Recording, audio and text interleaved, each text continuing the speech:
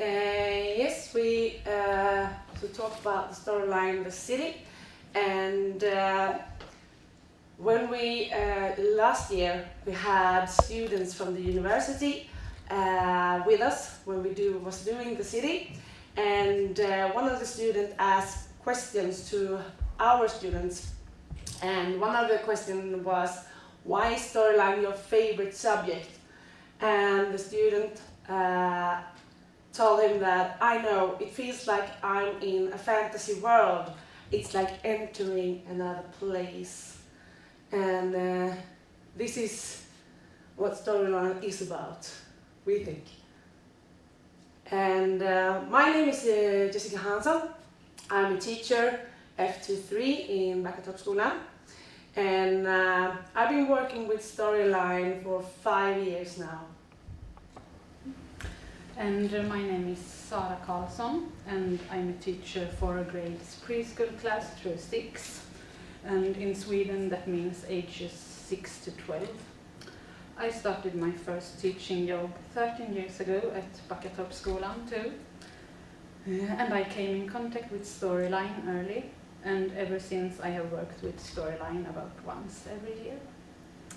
And a few years ago we were some colleagues who worked with the second grade, children aged 8, and we wanted to do a larger theme work where we would get as much as possible of the parts of the Swedish curriculum that deal with social studies. We chose to do this project as a storyline for several reasons, mainly because we thought the students could make more sense of how several parts became a whole if we could insert them into a narrative, but also because we knew that we could cover a lot of specific content through the ideas of building a society. So the storyline we came up with, we called The City.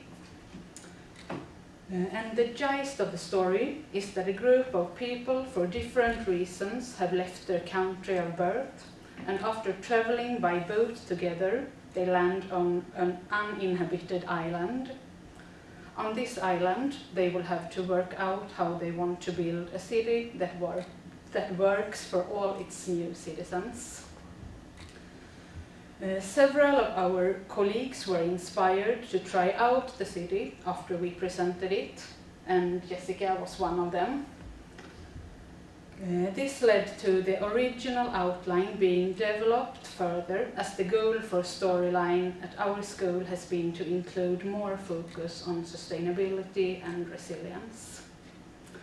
And we will now present to you the main different modules of our storyline, The City, and how you can use it in your classroom to teach the primary grades about sustainability and resilience.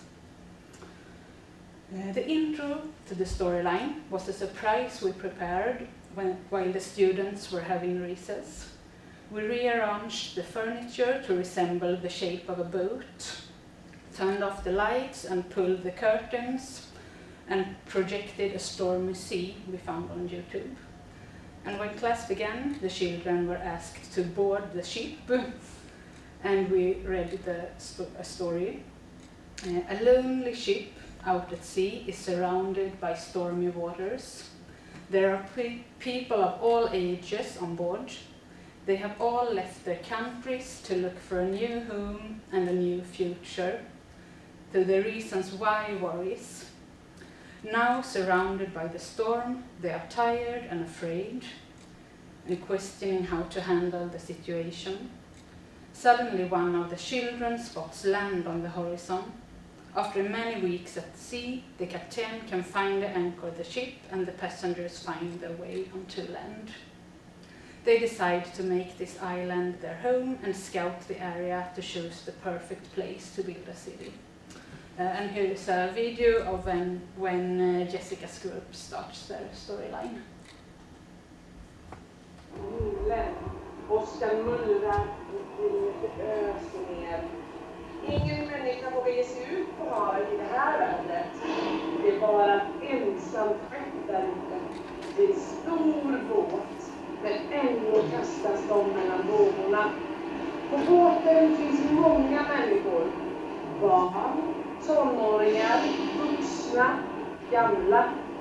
Vart de ska, det vet de inte. Bara att de är på väg mot något nytt.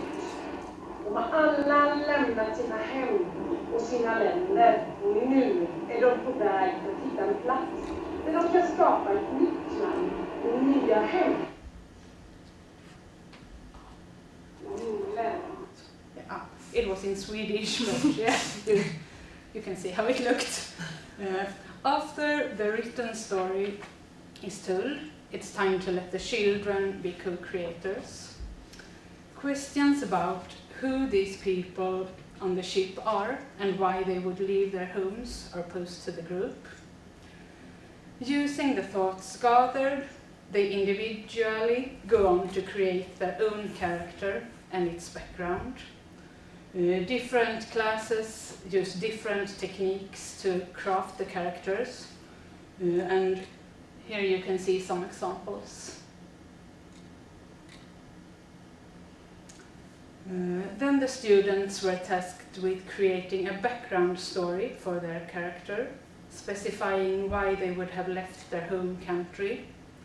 This narrative was a good opportunity to create understanding for different reasons for migration, and through that empathy regarding the emotions a person might face from that. As we have a fair amount of students in our school that have themselves fled or migrated from another country, this subject is not only important but crucial to create understanding. We will now show you one example of a character. It's a 6-year-old girl. And it says, "My name is Ebba.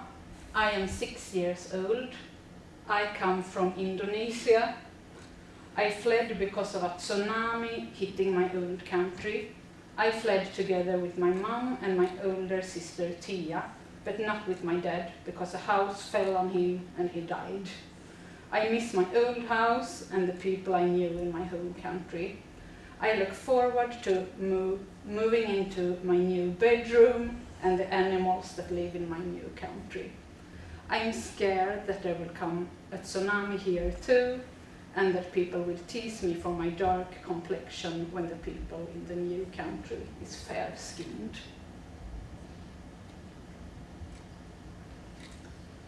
Before the students created their characters, we helped the class to ensure that there would be a mix of characters of different ages and with different backgrounds. And this diversity is important to achieve in order to lay the foundation for the work on social sustainability.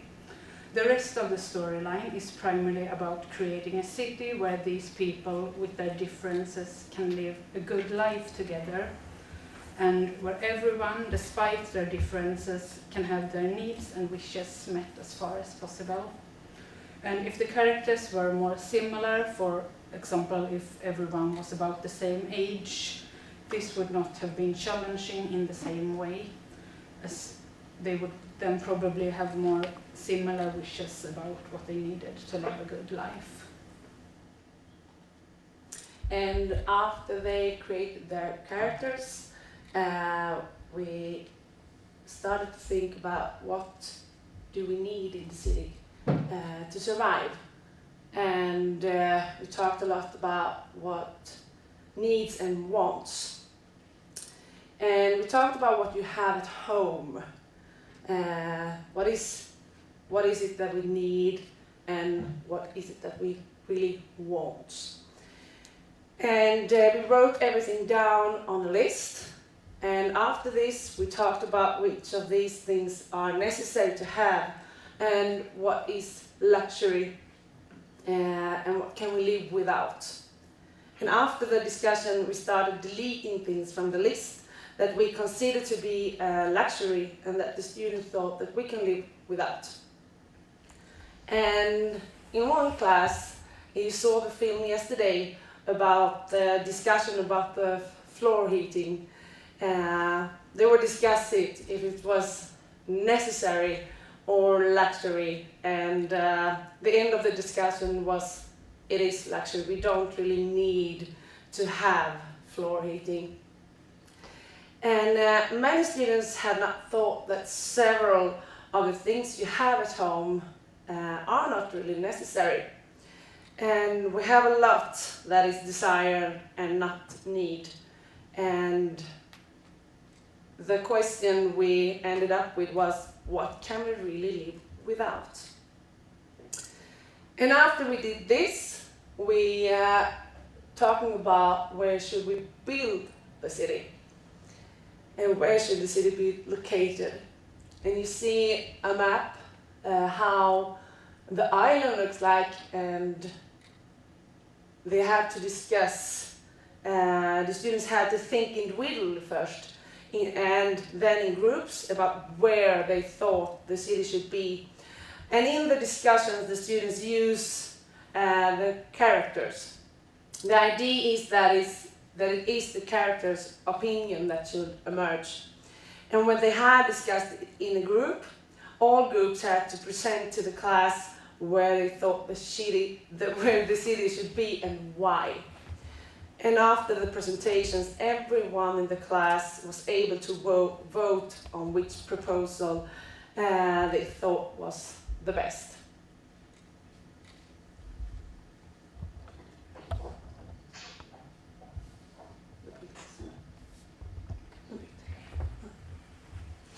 And then we had to we had to plan the city. What do we need in the city? What do we want? Which buildings, what do we want in the city? And the building that would be in the city were discussed in groups. And when all the proposals had been written down on a piece of paper, we had to vote on which 10 of these we needed in our city. And to get as many as possible, the students began to discuss whether we could combine buildings. For example, a police station, fire station, ambulance and hospital in one. And here you can see one way to write everything down and then select. So you see there are a few marks everywhere. We have stars on the buildings that we want in our city. So at first we have everything that the students want to have, and then we bring it down to 10 buildings. And in order to bring about more socially sustainable development, the groups also had to think about different buildings or places in the city where the inhabitants of the city can meet and socialize and have fun together. And here the groups came to the conclusion that there would be a park with a stage where you could dance and have different performances. And there will also be a multi-sport arena, so you could meet and perform different sports together.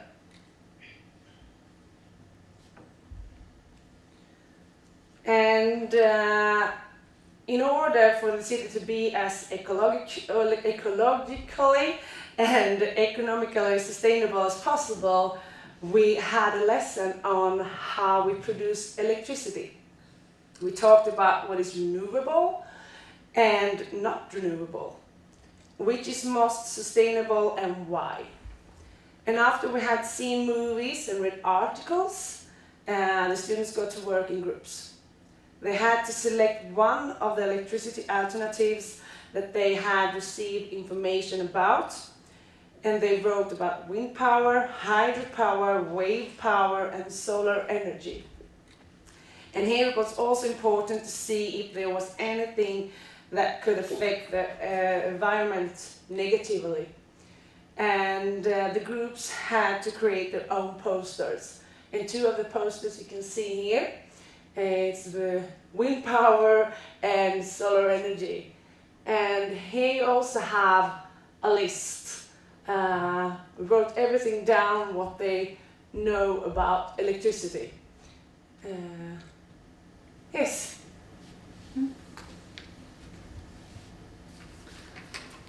When the people of the city was done and we had planned out the city itself, we asked the students a key question. If we need to make important decisions in the city, how do we do that? We brainstormed in a whole class setting about different ways to do that and made parallels to history and different countries. Then the characters were tasked with deciding which type of system they wanted in their city. In my class, the decision was made easy by all of the students choosing representative democracy as their favorite rule. Then we set the students in groups of 3 to work out political parties and what their main campaign points were. Here the students had to reflect on issues related to social sustainability. For example, what is important to make sure citizens have a good life, and what issues do we want to focus on to make our city a good place to live. After choosing their top 3 issues, the students also had to come up with a name for their party, as well as a logo. Most parties choose 1 or more issues related to ecological sustainability among their 3 most important issues, while this module became a great opportunity to let the students show off their knowledge about that. Here we can see an example of what the JV party thinks are the keys to a good life for the inhabitants of the city. Don't throw away trash in the nature. Don't release a lot of exhaust. Everyone who is sick should get medicine.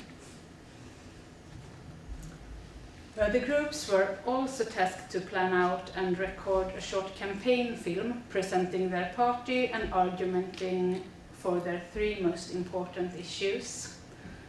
This clip promotes the LEM party. Välkomna till LEM-partiet. Nu ska vi veta varför du ska rösta på oss. 1. Släpp inte ut avgaser. Då förstör vi naturen. Och det är inte bra. Släng inte skräp i havet. För att det är inte bra. 3. Hugga inte ner för mycket trä. Då får vi inte syre och det är inte bra. För då kan vi dö. Och det är alldeles för dåligt att vi tycker som oss rösta på LEM-partiet. Hej då! So this is about they don't want anyone to throw trash in the ocean, and they don't want us to cut too many trees down. And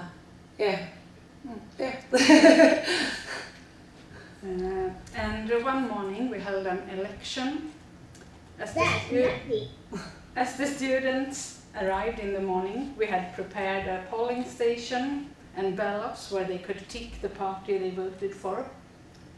Yeah, here are some pictures.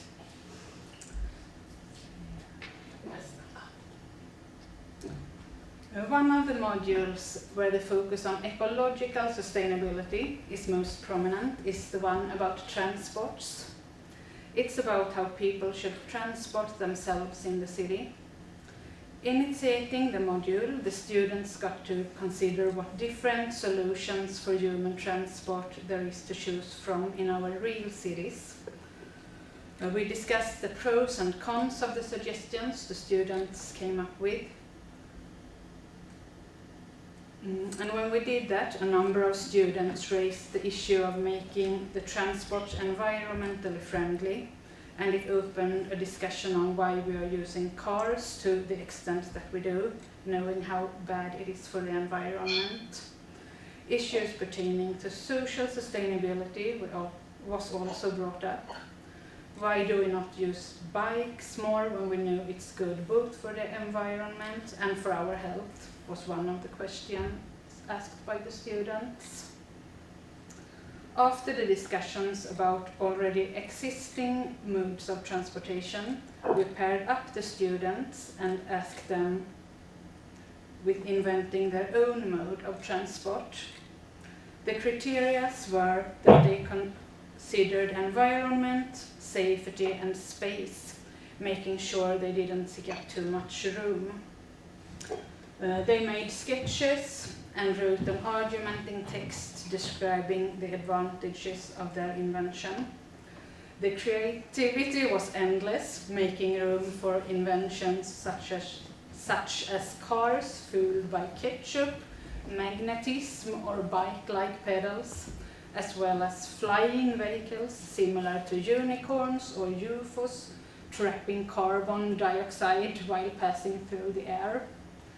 This vehicle is named FMBE, and they have written, "We want us to travel by FMBE in the city. Firstly, because it's environmental friendly, because it's an electric car that uses magnetic force.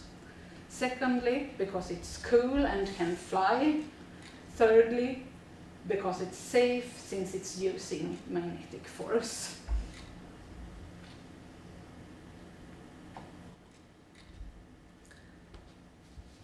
And then it was time to talk about food.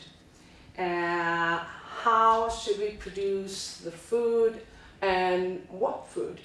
And how do we get food to our island? And can we produce something ourselves in the city? And here we talked a lot about what food we can produce ourselves. We wrote a list of different things that we think we can grow ourselves. If we weren't sure if it would be possible to grow something, we found out. And here the students came to the conclusion that we can actually grow much more than we think. And the students got to try making their own pasta. You can see here in the pictures. And this was very much appreciated. Several of the students have made their own pasta at home with their family.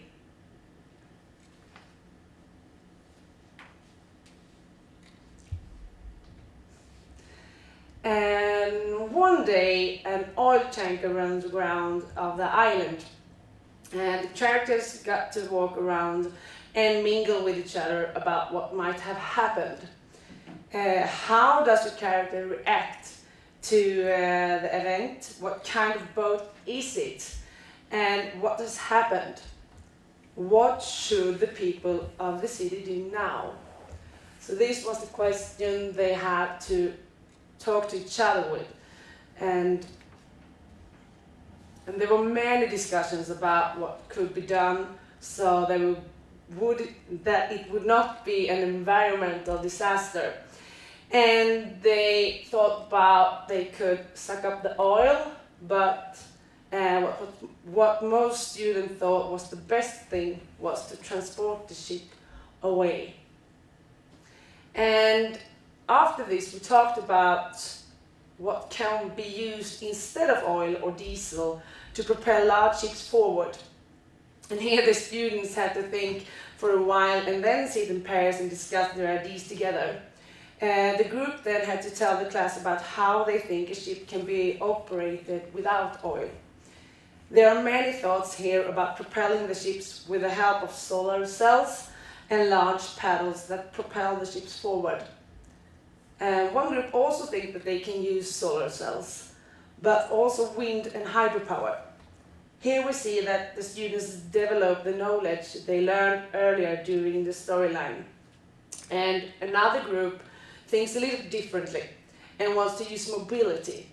They think that the boat should have a gaming hall at the bottom where the passenger got to play games. In some games they have to pedal, so that they can cycle, and then the movement is converted into energy. That energy is used to power the ship, and many fantastic thoughts and ideas emerge.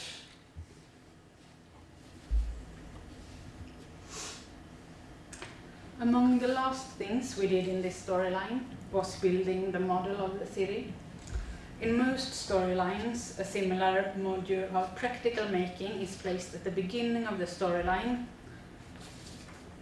but we wanted to place it towards the end.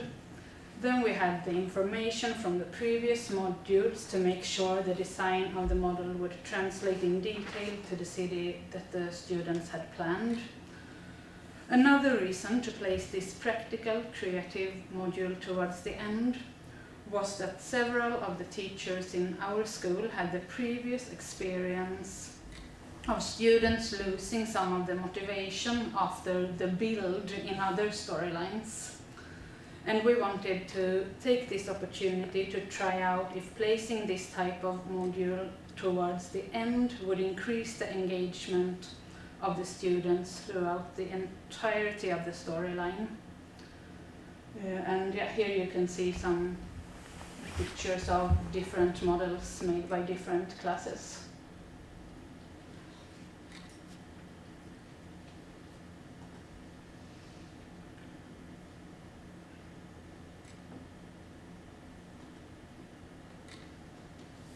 After finishing the model, we ended the storyline with a celebration of the founding of the city. How the celebration was shaped has varied between the different classes. Some had a cutting of a ribbon, some brought in treats, some used the projector to watch fireworks, and one class had the character who had been elected mayor to do a speech, and you saw it yesterday in the film. Yes, and when we work with sustainability, we find it difficult to find the balance between informing, scaring, and blaming the students when talking about these environmental issues. So the solution we try to use is to be realistic and talk about the problems we face, but be very careful and give hope by talking about what we can do and what we are already doing to make the environment better. Also give children a sense of urgency by encouraging them to help invent new solutions to environmental problems. For example, if they invent environmentally friendly means of transport in our storyline, it can hopefully give them a basis to think that they as adults would be able to do so in reality.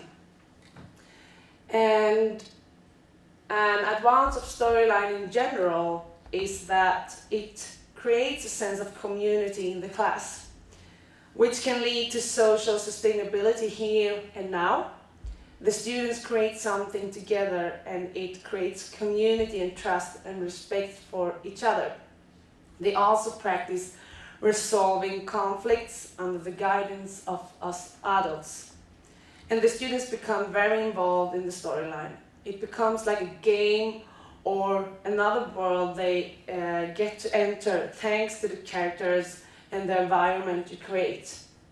They really feel that it is they and not the teacher who owns the work. And again, why is storyline your favorite subject? I know it feels like I am in a fantasy world. It's like entering another place. Yeah.